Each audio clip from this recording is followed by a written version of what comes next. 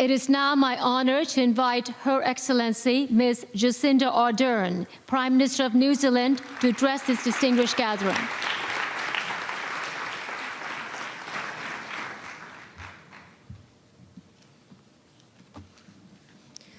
Ina mana, ina reo, ina rangatira mā, tēnā koutou, tēnā tātou katoa. Kia ora and namaste. I would like to begin by acknowledging the host of this event, Prime Minister Modi, and I want to thank you for the invitation to speak here today. Our presence here, I hope, is a reflection of the close ties between New Zealand and India, but also the legacy of Mahatma Gandhi, which was felt in the furthest corners of the globe, including New Zealand, where I learnt of Mahatma Gandhi as a schoolgirl. I would also like to acknowledge my fellow speakers. As political leaders, there is much that we can learn from Gandhi as we search for common ground to address the world's pressing problems. For me, there are three aspects of Gandhi's message that carry particular weight: tolerance, equality, and the sanctity of non-violence and peace. These are values that we should always keep in the forefront of our minds, but not just in good times, but especially when faced with difficult choices. In New Zealand, we have recently witnessed the tragic consequences of intolerance and violence. An act of terrorism that sought to divide us, that took the lives of 51 innocent worshippers. Yet in the face of this act of hatred and violence, the New Zealand Muslim community opened their doors for all New Zealanders and the world to grieve with them. Their act of peace was a powerful and empowering message. In opening their doors, they sowed the seeds of diversity, humanity, forgiveness, and what we call in New Zealand, aroha, or love.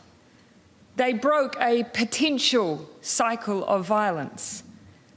At a time when religion could have been used to divide us, we saw the unifying power of interfaith and intercultural understanding. We witnessed, as Gandhi himself understood, the inner truth of all faiths, the commonalities of dignity, of humanity and compassion that bind all people and indeed all religions. The 15 March attacks are a tragedy that we will not forget and that require us to reflect on what we need to do and be if we're to create the society that we desire. But we also have to be reminded of the power of holding true to the values that should be universal. As Gandhi himself said, the very first step in non-violence is that we cultivate in our daily life, as between ourselves, truthfulness, humility, tolerance, and loving kindness. We must build societies that are inclusive of all religions, races, genders, and that solve disputes without recourse to violence. New thinking is also required to address the inequality that continues to blight the existence of many. These are challenges for my country, New Zealand, just as they are for many others. But like Gandhi, we should not be afraid to stand up and transform our societies for the better.